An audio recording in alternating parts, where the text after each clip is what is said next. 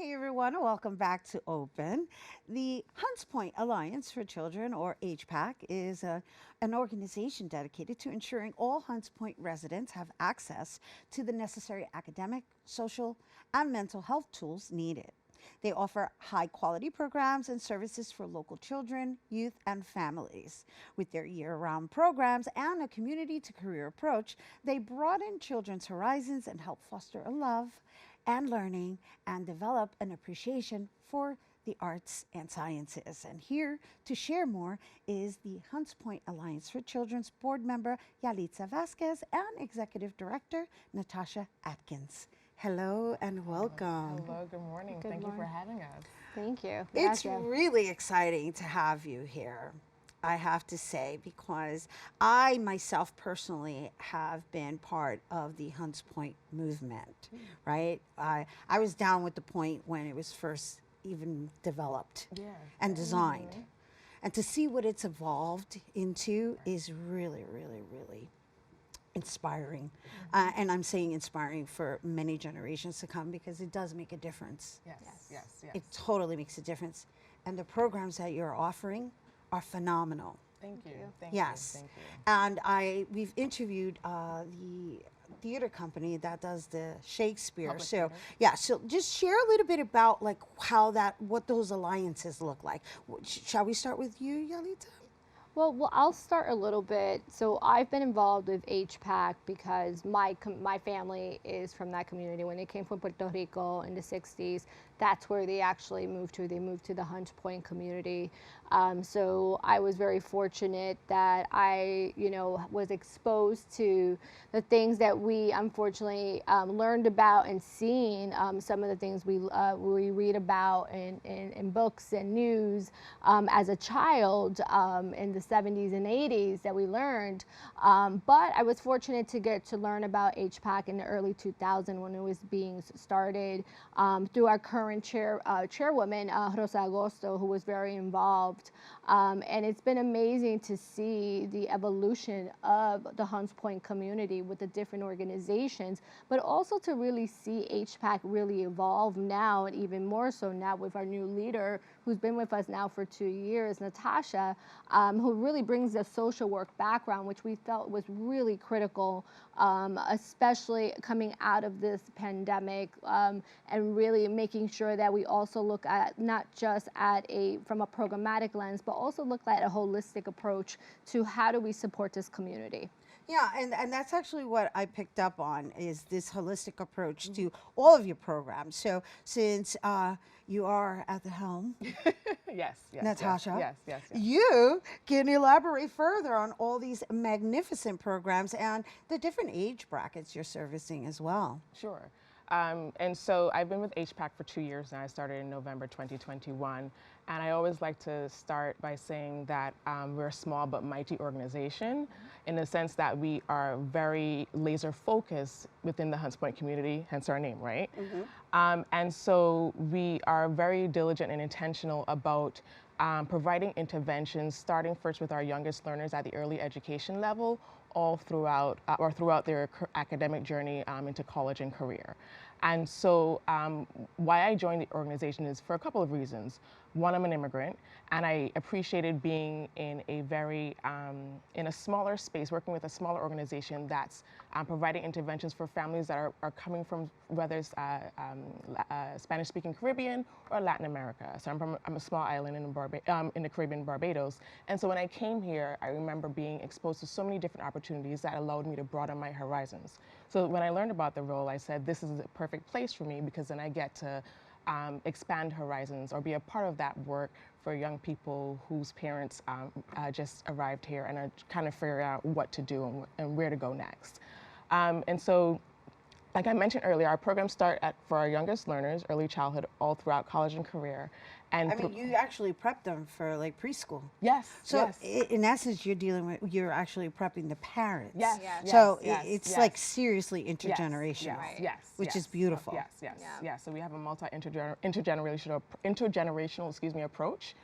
like you mentioned, starting with our youngest learners, and our families are so deeply involved all throughout the academic journey. And so no matter when we need to come together as a community to support our young people, our family members are there with us along the way.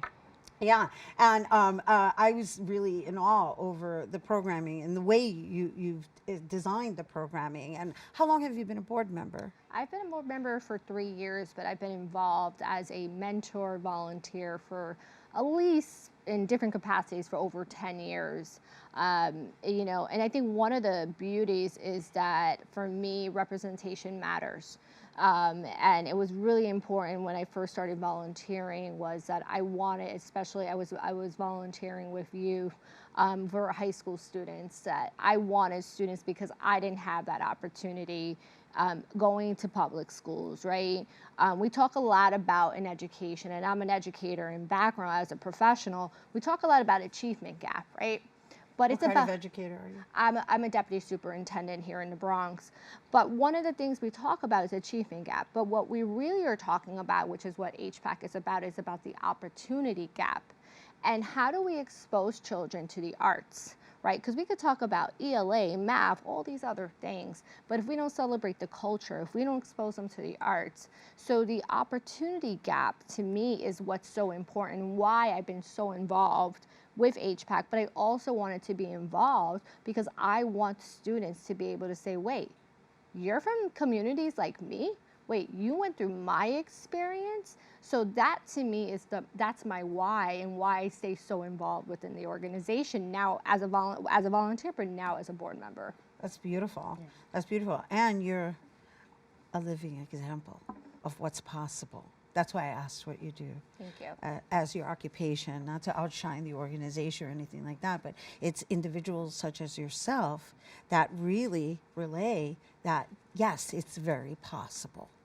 Yes. Yes, and then the programming that's been designed, I find fantastic. I mean, actually, matter of fact, it's fantastic reading. Hello. Our youngest learners, right. And it really, it starts with habits. Yes. And so what you've designed here, if we can just go through them, Yes. is a means of creating quality family time Right. and quality friendship time while developing these progressive habitual practices. Yes. Right. And so like Yalitza mentioned in terms of the opportunities, one of our signature programs that we started in 2007, our founding program, the Shakespeare Ensemble, that's in partnership with the Public Theater. So that exposes students in grades 4, 5, and 6, if you can imagine being 8, 9, and 10, and rigorously studying Shakespeare for a full academic year. And then on top of that, you are involved in a full-scale Shakespeare performance. At the Public Theater, no less. Right, and this year our show is Hamlet, and we will be performing at the Public Theater on May 19th. Yeah. Wow. May 17th in the Bronx first, because we want to Yes. make sure that our Bronx community is exposed to Shakespeare as well. Love and it. then we move to the Public Theater on May 19th. And so that's one aspect of the arts and exposure. Yeah. 2 years ago when I started, we also launched a ballet in the Bronx. So we are offering now classical ballet to students in partnership with the Tyler Brown Dance Center. And she's a former principal from Alvin Ailey. So it's really making sure our young people, it's not just exposure to the arts, but exposure to experts. Right, professionals who actually do this for a living, right? And who are passing it forward and who look like them. Yes, Yes. yes, It's yes, critical. yes. And then just to add, I think the other piece is that they can also be in spaces that even if the people don't look like them, that they belong in those spaces, right? And, you know, just recently with Shakespeare, you know, our students were a part of PBS, the Masterpiece, like a 50-year-old program, right? And, you know, for them, this is an internationally acclaimed program. It is. Yeah. And here we have students from the Bronx, right? This has nothing to do with the students in the Bronx cannot achieve. Our Bronx students can achieve if you give them the opportunity. So this is not about access. This is about giving them the right opportunity that they can participate in any setting. And providing them with the tools, right? And so what does it take to be accepted by your company or be part of this? Like, is there criteria that needs to be met? So you just need to live in the Hunts Point zip code 10474, and you can sign up for one of our programs. And so, as Yalitza mentioned, our young people our work is producing great success in the sense of, for the Hunts Point area, around 38% of students are ready for college, whereas our young people, 100% of them graduate high school on time and matriculate into college successfully, and then graduate college and enter the world of workforce. So folks are working in spaces like Harvard University, LinkedIn, Eli Lilly. So our young people, as they're going through our programs, our pipeline work, they're actually starting to flourish, and we're breaking that cycle of poverty and improving lives as we do that. That was a wonderful conclusion, because I was going to ask you, what are your success stories? We have great and there you success have stories, it. And there you have it. And it matters.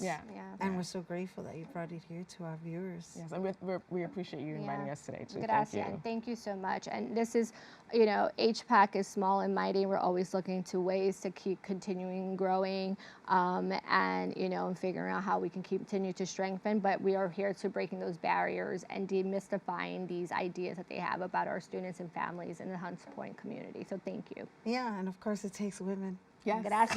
Yes. Mujeres.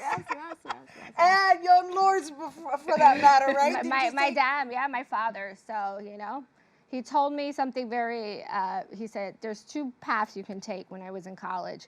He says, I need you to be within the system to make the impact that you need to make. They don't need to know that you're a radical, you need to be, but I need you to be within the system. He's going to be, there's people going to be on the ground, and you're going to support those people on the ground, but you're going to take a different path. And that's the path I've led the last over 20 years. So. Brava. Brava. I live by the saying, here's to leaving things better than we found them. Yes. And that's what we're doing. That's it. Thank you for sharing that. Thank you. Once again, everyone, Yalitza Vasquez and Natasha Atkins, representing Hunts Point Alliance for Children's board member and executive director. And once again, for more information, and if you're interested, you can visit huntspoint.org. All right, stay tuned. More open when we return.